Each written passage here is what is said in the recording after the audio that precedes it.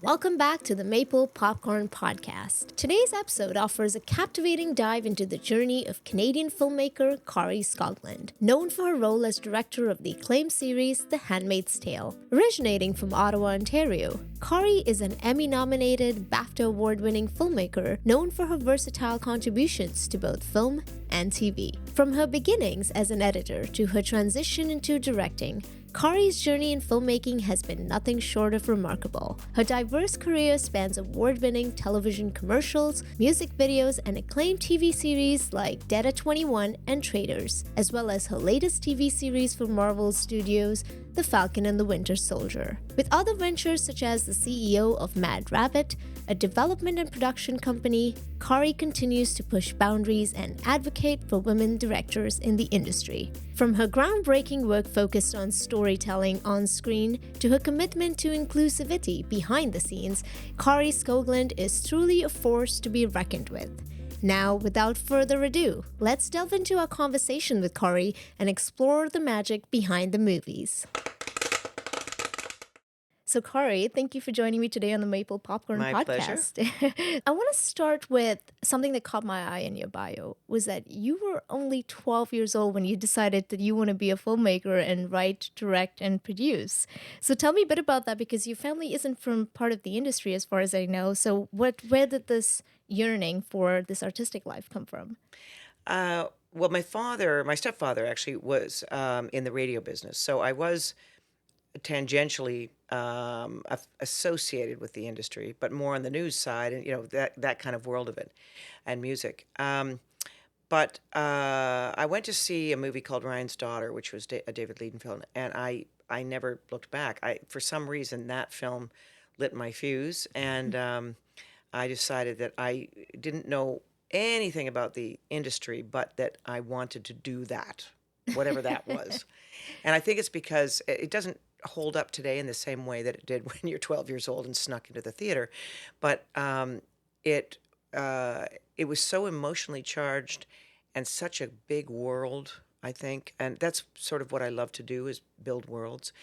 And so engaging in a storyline that I was not familiar with. And then there was this kind of inferred love scene that I just was gobsmacked for. So, it was one of those where it Yeah. ticked all my boxes. And so I went away. And kind of luckily, because I never really searched after that. I Mhm. always knew where I was heading, which Wow.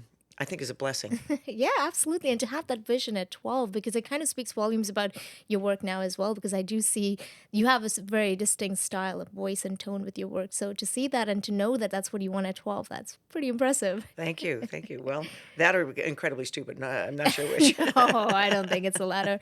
Were there any directors or films that influenced your style? Yeah, over the years, of course, every year you are, you look to what's most in front of you, and those are sort of first impression films. But I think the ones that last with me, and I have referred to many, many times, um, Gomorrah was one that's more on the recent side, I suppose.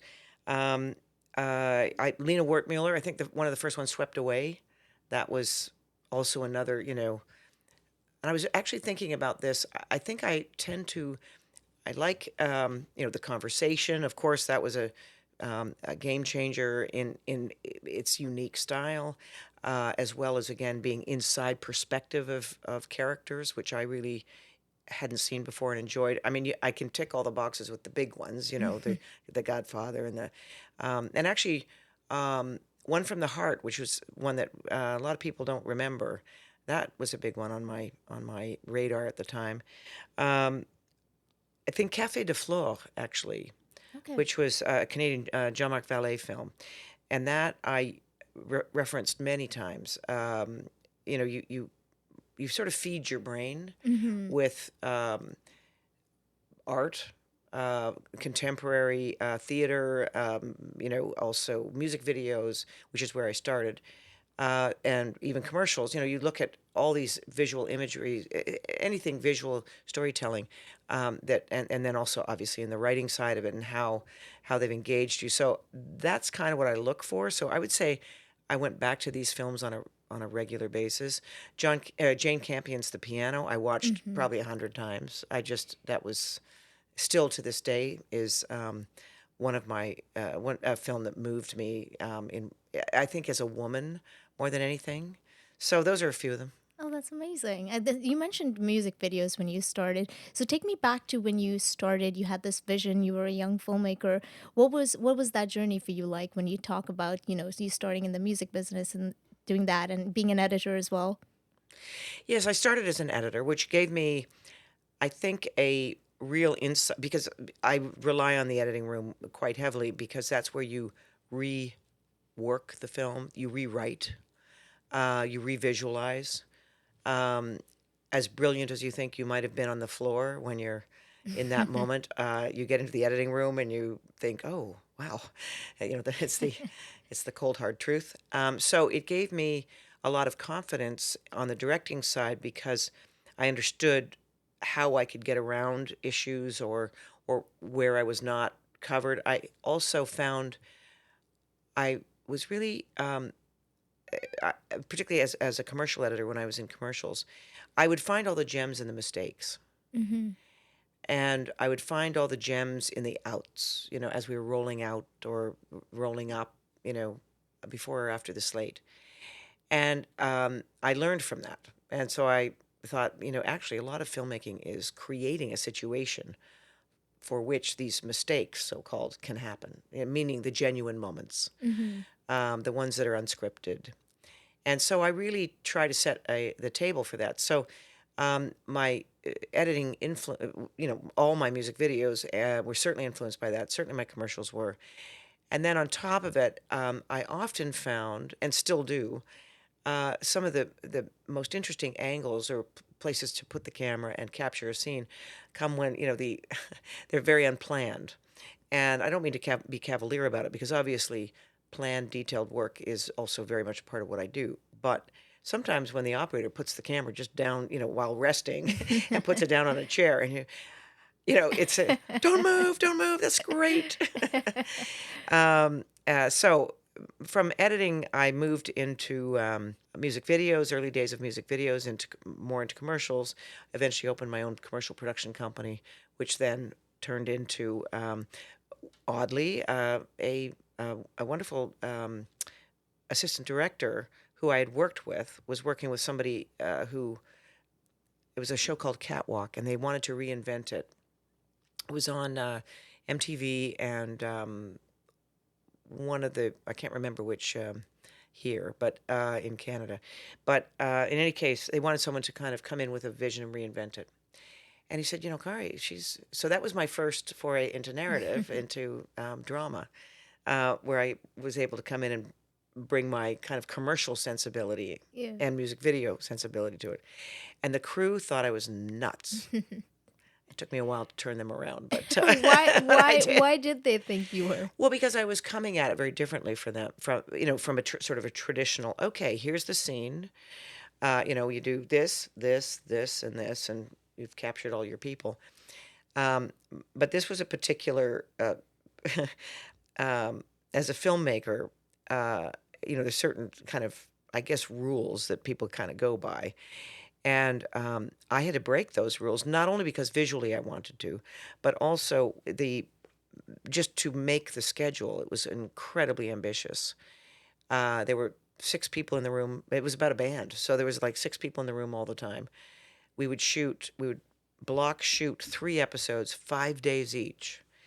And we also had to do at least 3 music videos within that.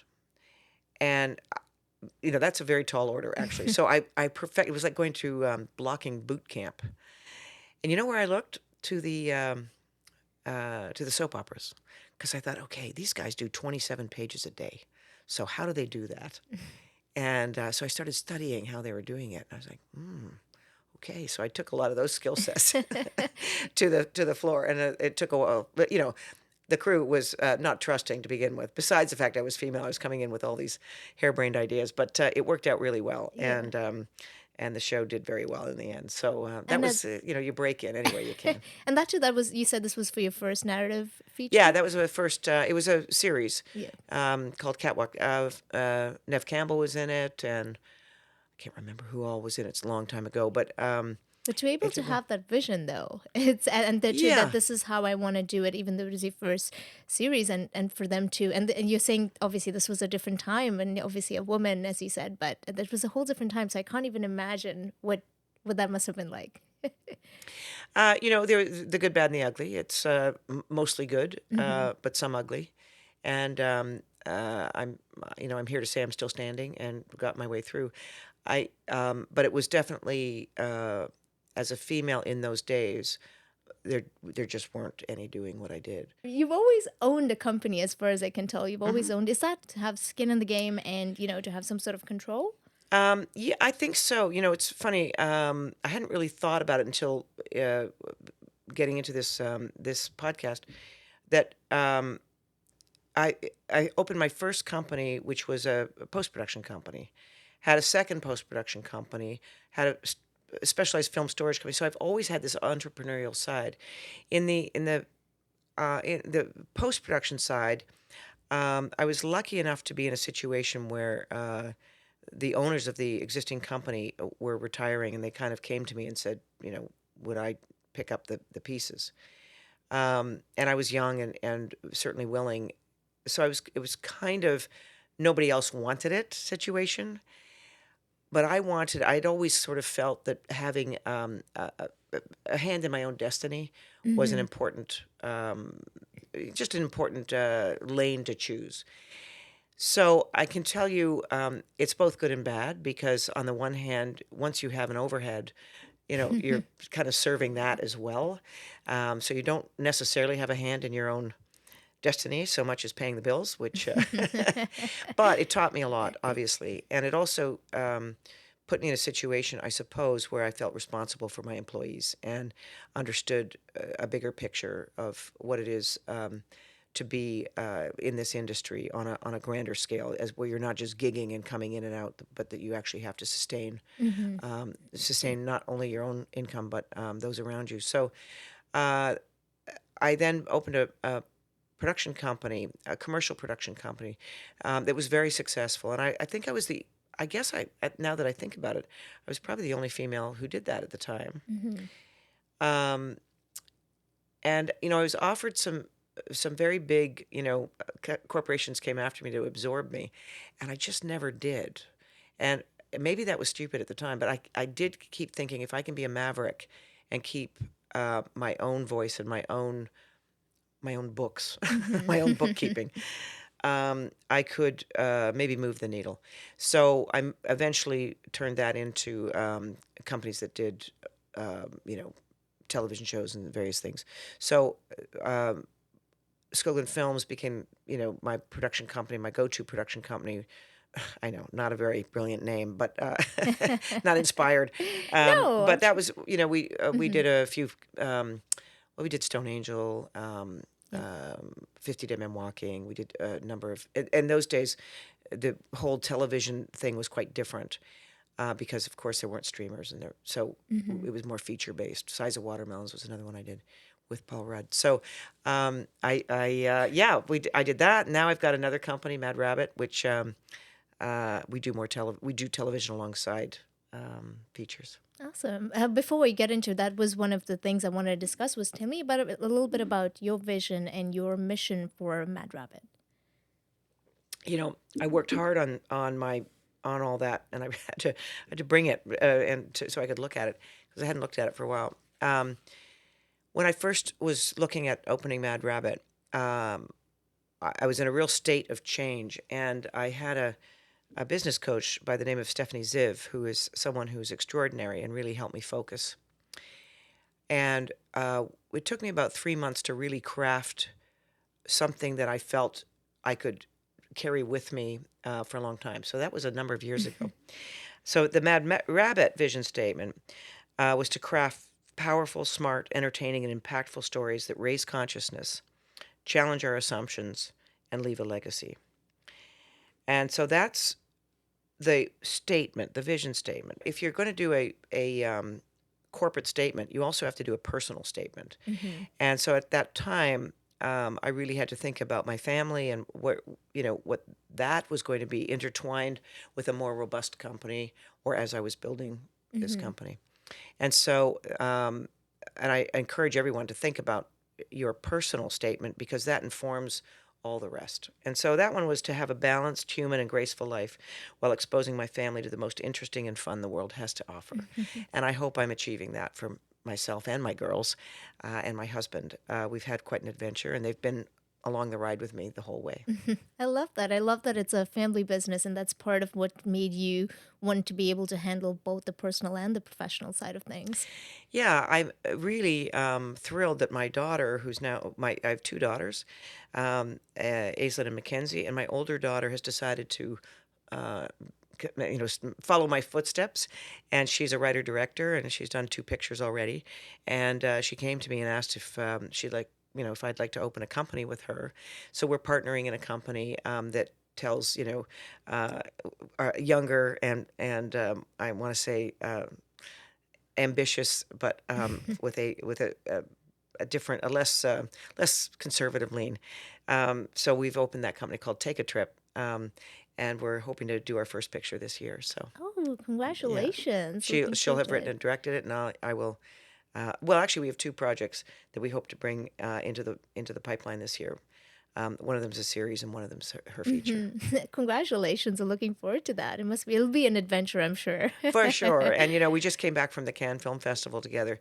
And one of the things that I really enjoy is, um, you know, she introduces me to all of her friends who are interesting and young and very, full of piss and vinegar and change of the industry and all that, which keeps me relevant. And I can introduce her to my side, who have, some of the not only business acumen but the experience that comes with navigating some of the potholes that you can run into in this business. So it's kind of a great team, and I've been really enjoying it. Give me an example of some of the potholes that you have been seeing in the business, especially being around for so long. Things have changed, some have not. Sure, I've run into yes, a number of potholes and continue to, and I think one of the things to um, recognize is that's part of the Hmm. creative business.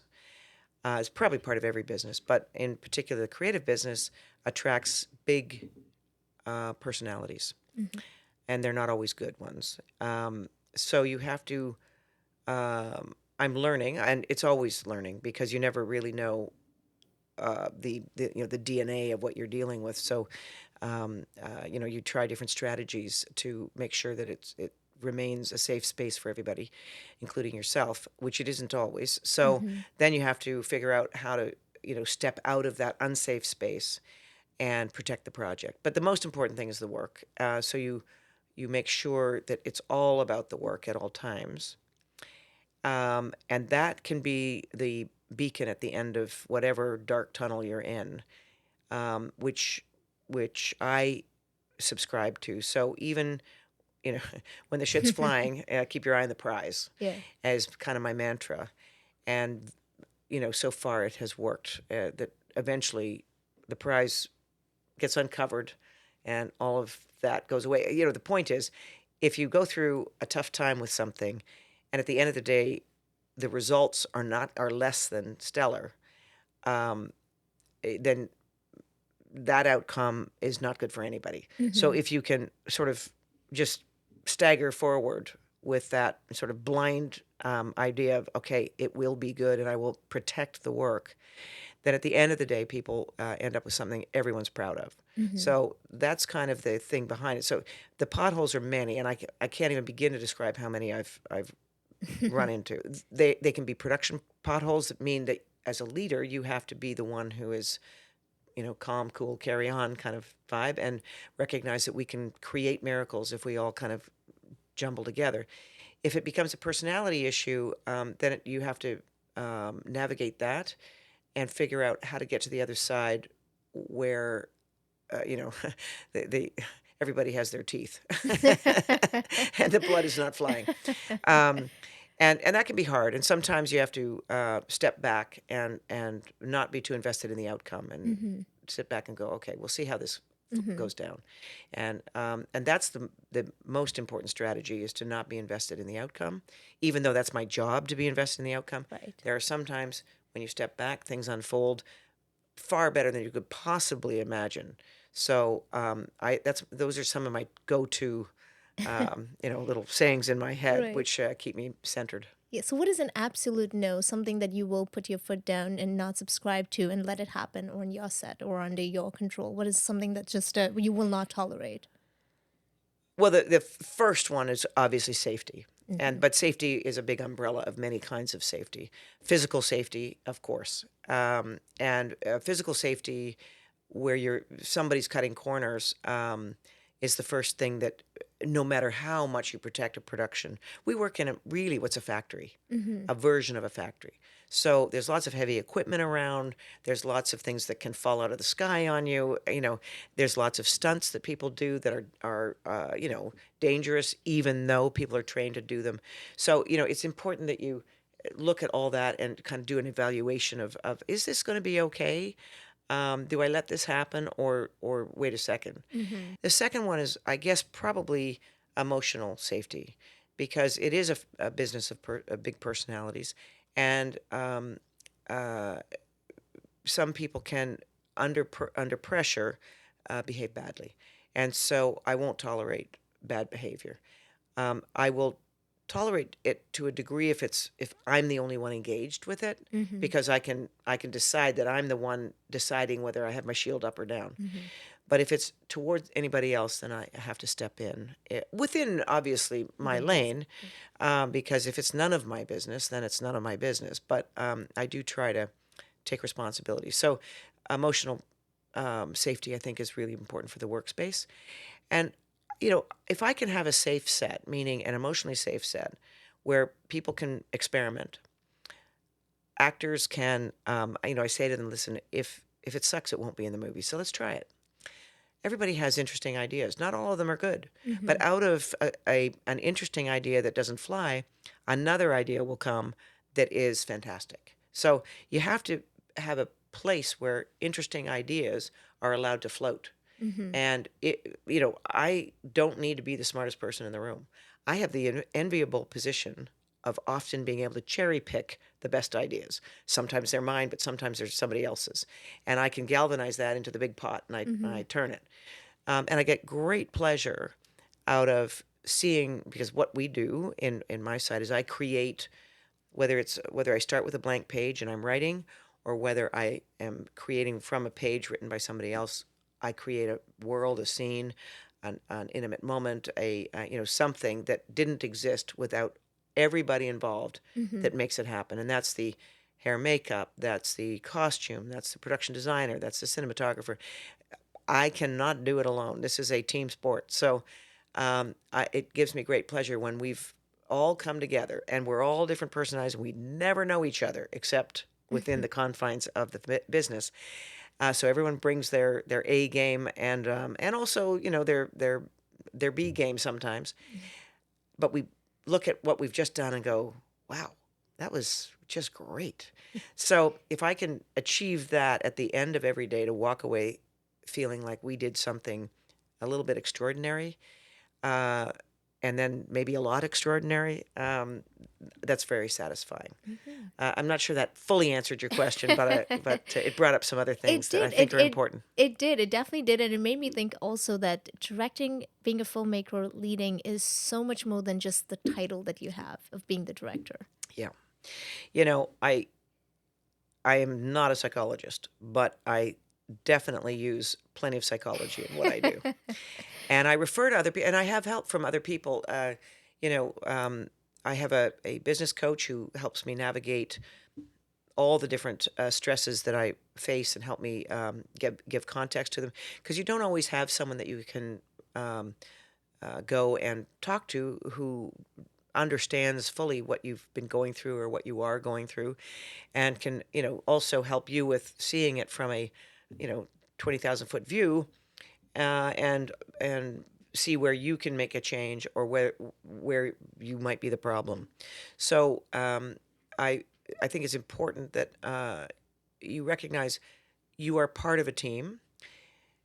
Therefore, as leader of part of the team, you are leading not only by words but by example. Mm-hmm. And so that's the most important thing for all of us on our side. I remember I was working on a show called The Walking Dead, and Andrew Lincoln was the lead of the show, and he's a wonderful man, and he ran the whole acting department like a theater company. And it was so extraordinary to watch. And I was very inspired by how he did that and how collegial he was and supportive he was of all of his, his other actors on the show.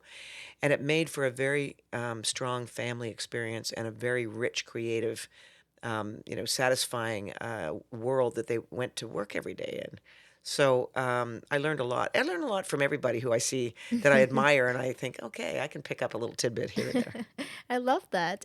Speaking of another little show that you did where you were nominated for an Emmy for The Handmaid's Tale, it's a little gig and you bring in, Margaret Atwood's vision to life. So tell me a little bit about how you landed that and how you contributed to the world and the vision that you had.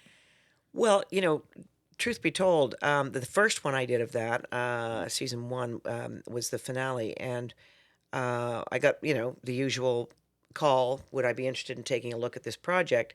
And my reps in the U.S., because it hadn't even started yet, really didn't know anything about it. So, but I knew because it was Margaret Atwood. They didn't have to go beyond Handmaid's Tale, and I was yes, yes, yes. And then, of course, Bruce Miller, who was the showrunner, is a extraordinary man, and his whole his point of view on the show not only was extraordinary, but he was very much an advocate of you be as creative as you can be, and bring that to the table. So he never tried to put any kind of fences on any of us, and meaning that we were able to visually explore alongside the performances, which just made for an extraordinary experience. Which was, back to safe space. It felt like it was a safe space to try things Mm-hmm. and push the envelope. So that was really a game changer. And then so I came back for season two and did a number of those episodes as well, which is when I was nominated. And I just tried stuff, and Bruce was just a super supportive gentleman about it all. So bringing her to life, bringing her words to life I really could only credit Bruce, and then the team, and of course Lizzie Moss, who embodied the character in an extraordinary way. Is there any other Canadian literature that you would love to see brought to life on screen and be a part of? I'd like to revisit Margaret Lawrence, Alice Munro. Oh. I'm a big fan of her, and some of her short stories are extraordinary. So those are two that I would love to see. But there's more. One literary figure I came across was Essie Irigoyen, and she is extraordinary. I went after one of her books, Washington Black, and sadly I did not win the bidding war, but it will be coming out, and I'm very excited to see it. So I am a fan of her work, and I will be chasing more of it. If you're craving more Canadian film inspiration, head over to telfilm.ca/seeitall, where you can explore a wealth of film collections available on your favorite streaming platforms. From iconic classics to exciting new releases, there's something for everyone right at your fingertips. If you're loving the insights from our esteemed guests, be sure to subscribe to the Maple Popcorn Podcast on your preferred platform, and don't forget to leave us a review. You mentioned you had a lot of crazy ideas, as you said, and it seems that you have a lot of creative freedom with the projects that come your way. Is that sort of a necessity of something that you look for with your projects now, especially now at this point in your career? Definitely now that at this point in my career. In fact, I think I've become bolder. I think there was a while there where I felt some handcuffs, And I mean, I'm okay with handcuffs. That's part of what I do as well, particularly if I'm sort of a hired gun and I'm coming into a moving machine.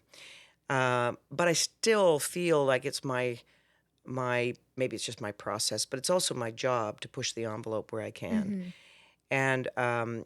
and to challenge in a good way um, a project so that I would like to think I can make it better. And it doesn't always land. Not everybody really wants me to come in and say, "So I've got this great idea. What do you think?"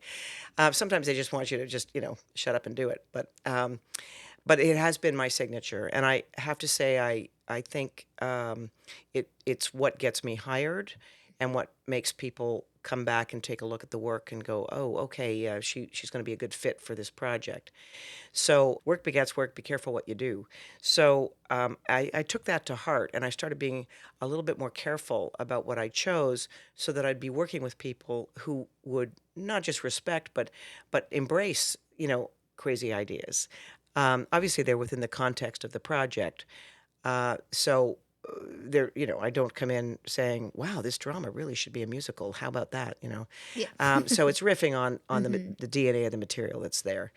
And if I'm often asked, of course, depending on who I'm working with, to really contribute in a very meaningful way, which is I present my ideas, and then that we kind of cobble together the what what will work financially, because obviously you have to be you have to adhere to both a schedule and a budget. So you're always playing Mm-hmm. within that arena, which can honestly be a good thing, because it means that I have found some of the best ideas come out of the fact that you can't afford the big, Mm-hmm. lush idea that you think you need. And then out of that, you really analyze, well, what is this scene truly about?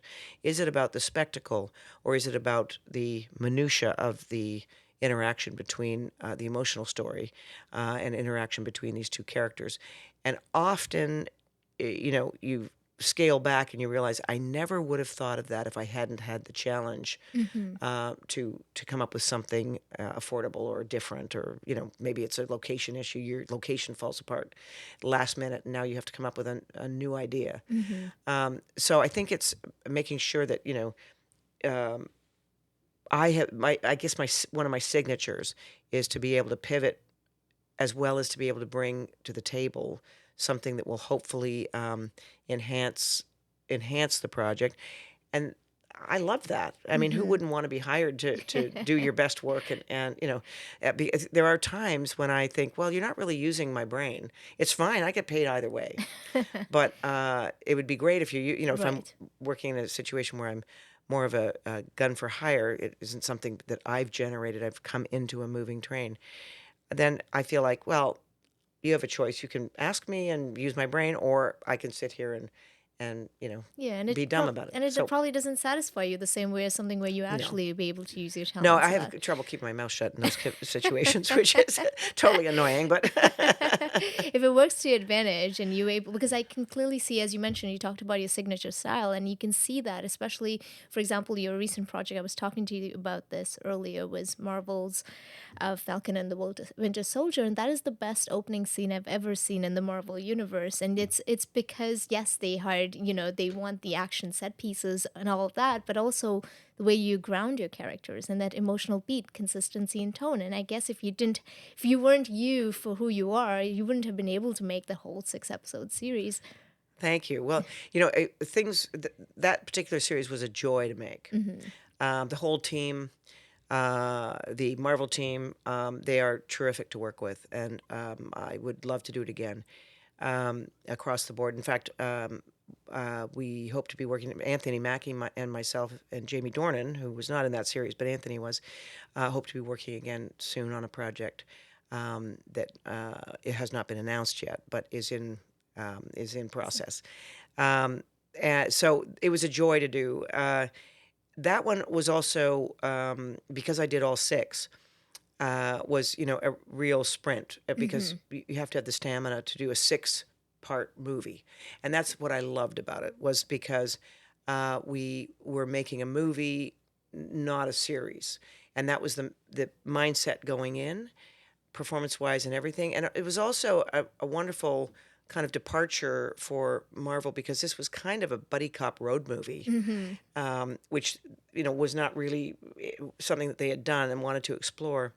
So we had great fun finding the voice and finding that, and also my goal was to push the envelope into that genre more because it was wanted to have its own statement away from the traditional route. So I was incredibly honored to be part of the team that was launching the first Black Captain America, Mm-hmm. um, and it meant that we were because the Black Lives Matter movement happened while we were shooting, and it just made it so poignant for Mm-hmm. us to be relevant. It's so relevant in that moment. So I can't say enough nice things about that project and wanting to do more like that. It brought up, it was an important conversation at an important time, and it was sensitively and really well done at that time. So I feel like it was what we needed. Thank you. Well, and Loudest Voice was another one with Russell Crowe, Mm-hmm. which was, about the Roger Ailes story, which was also about, certainly mental abuse and some physical abuse, the abuse of power, um, which I grew up with. Most females, certainly in my age range, did. I hope that has, turned away from um, people using power in ways that are abusive, but it probably hasn't. But at least we're having the Yeah, conversation, exactly. and I think that one was another one where I was able to, and I think it was a turn in my career where I really wanted to have these conversations, Mm-hmm. and I want more of them, relevant conversations about these historical situations and how they inform our present, whether they're near history or deep history. In Falcon Winter Soldier, one of the things that we were talking about from the beginning when I first started the project was how had the concept of a hero changed, and it had started as a white soldier, a warrior, fighting fascism because that sort of was the Mm-hmm. the cornerstone of the Marvel universe. And by the time we were doing the Falcon Winter Soldier, it was a first responder. And that's a huge sweeping difference. And so, in the case of The Loudest Voice, to be able to talk and show the world as it was, what was normal, what was acceptable, I think is really important for us to remember as a cautionary tale. All the tales we tell, whether they be about the Holocaust or about women's rights or human rights or any of the important, um, survival for all of us and harmony. Um, my cause célèbre is tolerance. These are stories that I'm really attracted to Mm-hmm. and would like to do more of. And I love that you mentioned that as well, that you talked about it, because even when we look at, when you were one of the only female directed directors nominated in the drama category at the Emmys for Handmaid's Tale in 2018. So there's always this path that's not been taken, and being the first to do so many things. These numbers have improved with the Emmys, I should note.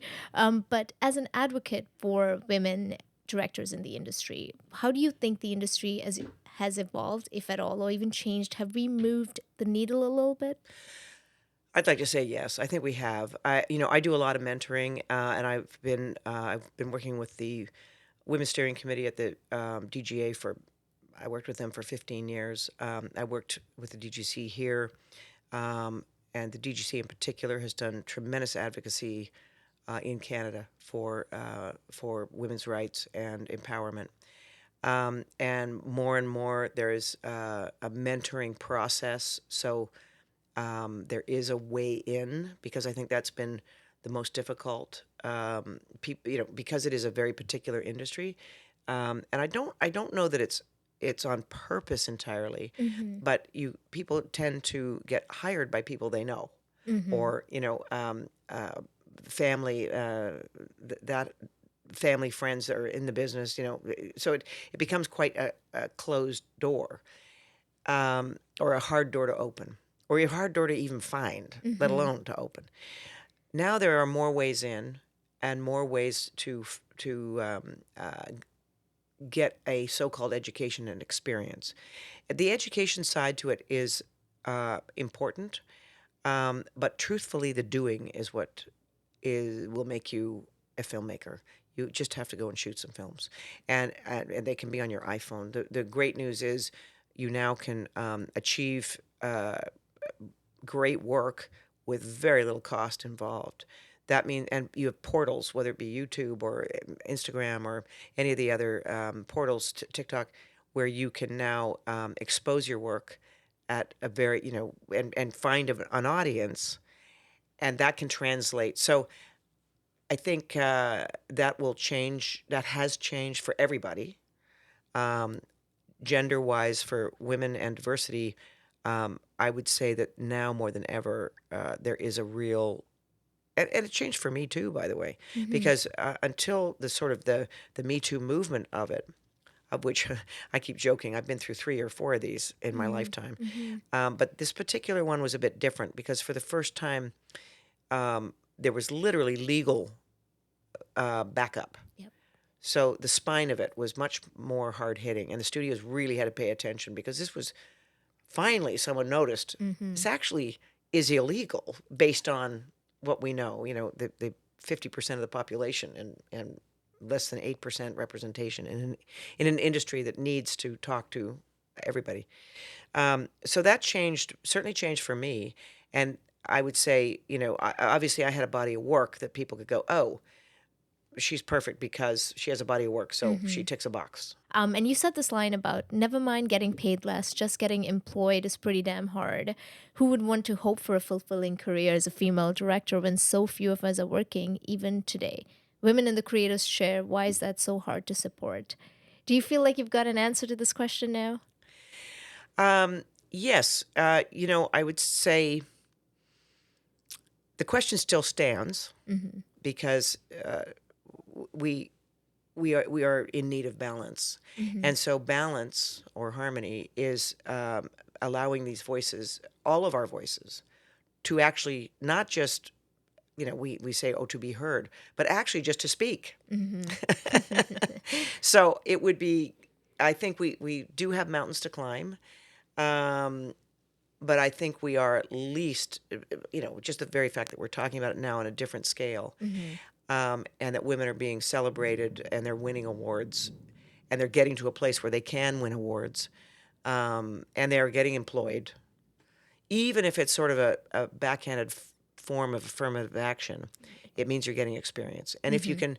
if you can parlay that experience into your next job and then your next job, that's the way in. So yes, yes, and yes. What would you like to see happen to create more opportunities for equality for female talent for whichever age, as you said? Well, probably more experimentation, meaning when I say experimentation, I don't necessarily mean outside the box thinking, although we are in a business contraction right now, which has everybody, very concerned for the industry. I think, you look at some of the successes out there, and maybe even my own included, where we were talking earlier about experimenting and trying and challenging and, oh, I've got this crazy idea, not self-censoring. So I found recently a situation where I was not sure which way to go with, do I serve the sort of conservative side or do I? And it made me get very bold. And I thought, no, actually, I'm just gonna really go for it. Mm-hmm. And I really did. And it taught me a lesson as well that in a state where everybody's getting very nervous about everything, Mm-hmm. whether it be budgets or content, or that's exactly the time that you step out of the box and you swing the bat hard and try for something that is unique. Mm-hmm. Because back to your work begets work. That is what will get you the work, not the cookie cutter. Yeah. And so to the women who are either entry level or in it and want to stay in it, because that's the other thing. It's one thing to get an opportunity. It's another thing to sustain that opportunity and Right. get your next job and your next job, or write your next movie and have it financed, or so uh, it's the ongoing, and that I think is about being bold. Is that the key to how you have been able to sustain your career all For this sure. time? For sure. Yeah. In fact, somebody somebody said that to me once. Well, if you want to win awards, you hire her. If you don't want any of that shit, she's not your person. And I thought, well, that is like just like, you know, I could have kissed the guy. Wow. He meant it as a Yeah. backhanded not Yeah. compliment. Wow. But I kind of went, okay. I think I'm choosing the right lane. Incredible. I can't believe that. For coming back, this is the last time I think I'll quote your essay, but the one line that the powerful line that stayed with me in that essay was that I look at my daughter and I'd like her path to be easier, her opportunities to be without gender bias. What if her wings were not clipped? So what do you tell your daughter now? Well, you know what? It's funny because, well, I have two daughters. One who is going down a more academic route, and she's becoming a archaeologist, but is also a tremendous writer. So I have a sneaking suspicion. I think she has PTSD about the business. She's just like, yeah, that's such a hard business. I don't. Although She knows archaeology's, all the yeah, secrets. yeah, she knows all this. She's like, forget that. My older daughter, though, is a perfect example of sort of me opening some doors for her, that mentorship doors. Now she grew up on set. Both girls grew up on set, so they are very set savvy, and that's an advantage for sure. But nonetheless, I think she also saw, as she was growing up, she saw the vulnerable side to a woman who's in charge. Because I came home plenty of times, with the stress, and the sadness, or the, okay, I'm just going to go in a room and cry for a minute. Moments. She saw that, and she also saw the triumphs. So she came in a bit more prepared, perhaps. Um, she has met people who, she's 26. She's already done two pictures, and to their credit, they didn't clip her wings. And so, your wings are naturally clipped by your budget level, and you're right. You're always going to be inside a box. But she had the support of the crew, and she had the support of the actors, and so I can see at her young age, um, a real path to tremendous success. So if that is a success story, whenever I wrote that, she would have probably been 12. Then that's a great indication of the amount of change that has happened over the last 10 years. So I want to talk a little bit about the Canadian industry. So what do you think is particularly unique about the Canadian filmmaking when compared to our Hollywood, the North counterparts? I think we're kind of like Switzerland. 50 Dead Men Walking, I don't think I could have made it as an American or as a British, even a European to some degree. The fact that I was Canadian meant that I was coming at it kind of open to all sides. And I think that is sort of indicative of who we are as a population, that not only are we diverse uh, across the board, um, but and so we have, culturally we have many. We grow up with sort of many ideas that are not fully melting potted away. That Mm-hmm. they're allowed to exist, and cultures are allowed to worship, or to embrace their uniqueness, um, which makes us a little bit more open. So I think telling those stories of whether they be race related, affluent, social order related, we're really primed because um, like I said, we're Switzerland. So we come Mm-hmm. at it with kind of that scrutiny of, well, I want to be fair. I want to tell all sides. And I think that's unique. Mm-hmm. What do you hope then for the future of Canadian cinema? This is something we usually ask Canadian filmmakers, but I'd love to hear your perspective on what the hope is for our side of the industry. I would love us to, I recently had this conversation with many people who will remain nameless, but if I want to tell a story about Mars, Mm-hmm. is that no longer a Canadian story? So if we could broaden our horizons to say that our perspective, whether they be about World War II, that has nothing to do necessarily with the Canadian, Right. a Canadian story that's specific to the World War II, a Canadian hero. What if we were just bringing our filmmakers, our writers, our cinematographers, which is happening, but they're not happening under the Canadian umbrella. They're leaving the country. Mm-hmm. So it'd be great if we opened that up, which has to some degree happened with the co-production world and so on. Mm-hmm. But more, because then we are telling stories on the global stage. And I think back to the confidence that we can have as Canadians, we will still have that Canadian perspective, Mm-hmm. and that we'll still fall back. I still identify as Canadian, so that perspective is really important, and maybe that is something that we can think about as being uniquely our voice as compared to border related. Mm-hmm. Absolutely, I love that. Thank you for sharing that. As we wrap the last segment, having achieved all of this, what are the goals that you've set? You said you're breaking glass ceilings with your crazy ideas. What are the goals you've set for yourself as a filmmaker now? You've said that you do say no as well. So what do you want to do now that you haven't already accomplished? Well, I realize now, I think more than ever that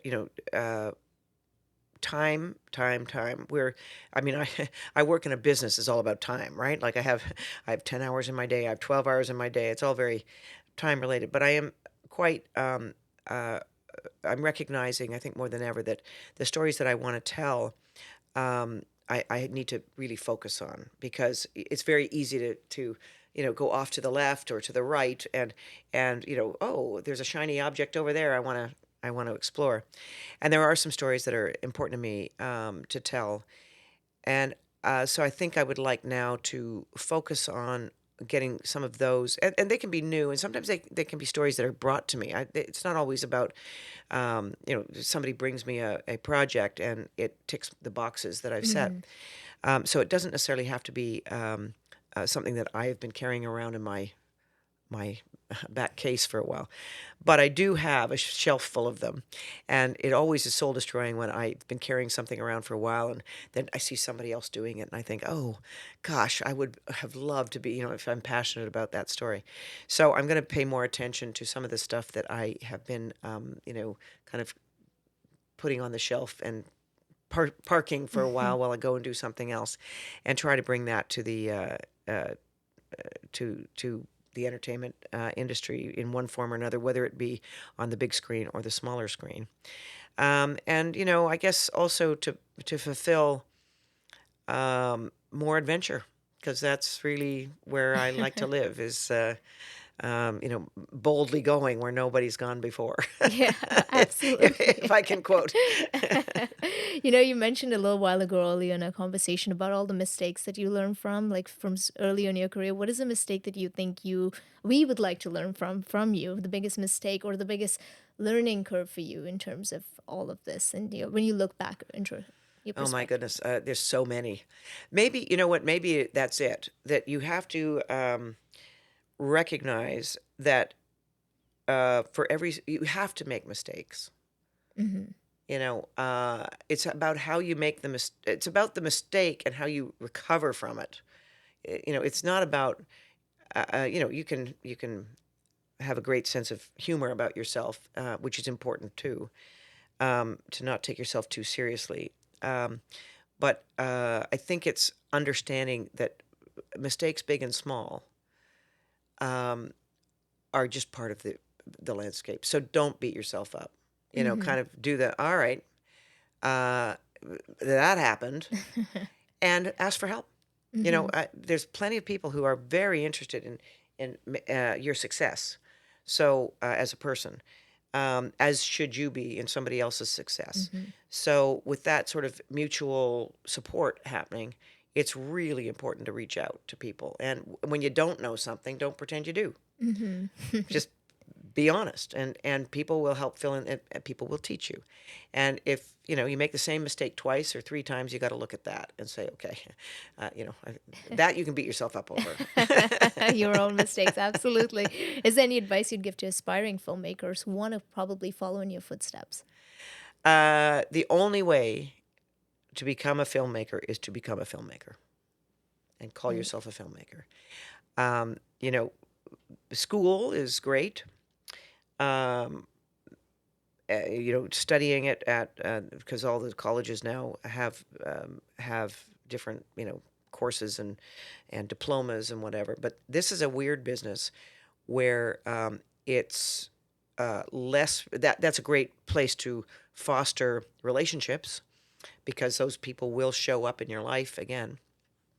But truthfully, it's a hands-on experience, Mm-hmm. and so the sooner you can be behind a camera or in front of a camera or beside a camera, whichever part of the industry you choose, or you know, costuming, or you know, hair and makeup, whatever part of it is that you choose, the sooner you can be doing that, and chances are it'll be for free for a long time. But then somebody will start to pay you. Mm-hmm. So you know, I think I said something about that. Just don't worry about the money. Mm-hmm. Just go. And of course, I joke now and say, you know, but truthfully, I've never hugely worried about the money. It will come. Mm-hmm. Obviously, you have to be smart about it because you know, we raise families and we have to make a living because it's also very easy to get, you know, financially abused because we are a little bit desperate for our creative Mm-hmm. juices to be you know, embraced. So you don't want to be doing that. But at the same time, I think it's. I said it to my daughter. You know, I said, "You want to direct? You're a director. Mm-hmm. The only thing is, you can't be a director and not have anything to show. So you better start doing something to show."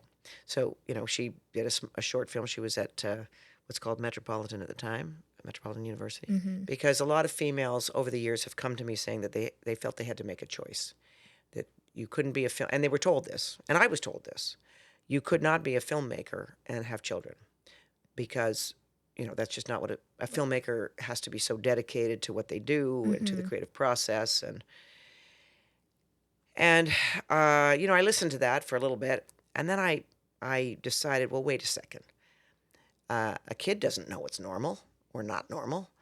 If I just make their life normal as being a life of a nomad, because that's a little bit of what we do, and as long as there's love involved, perhaps I can do whatever, you know. Mm-hmm. Perhaps I don't have to listen to this so-called advice, and I can say you don't have to make a choice. You can have it all and do it all and understand. I'm talking about my daughter now. I couldn't be more proud of both my girls. Um, and they have seen me, they've watched a woman in charge, the good, bad, and the ugly of that. They've learned from it. Mm-hmm. So I've mentored my kids as much as I've mentored other people. And I would like to say that I'm so happy that I made those choices back then. Mm-hmm. You know, the choice of career versus family is just not one we have to make. We can do Mm-hmm. both. I'm sure they're just as proud of you as well. Oh, well, thank you. you Some days, not every day. you've definitely paved the path, especially a path that was not back in the day, was not an option, as you said, or it was Correct. not That's seen. true. So That is true. congratulations, Well, Kari, thank and you. thank you so much for sharing all this with us on the show. And I'm so happy for you and your success. Continue to break those glass ceilings. Thank you. Well, let's hope next time we meet, I'll be on a junket for something. Absolutely. Thank you so much. Thank you. We hope you enjoyed today's episode of the Maple Popcorn Podcast. Be sure to subscribe to us on your preferred platform, give us a rating, and leave us a review. The Maple Popcorn Podcast is produced by The Brand is Female and powered by Telefilm Canada. For more Canadian film inspiration, please visit telefilm.ca/see-it-all. I'm your podcast host, Mariska Fernandez, and thank you for joining us today. Don't forget to follow Telefilm Canada and The Brand is Female on all social media platforms.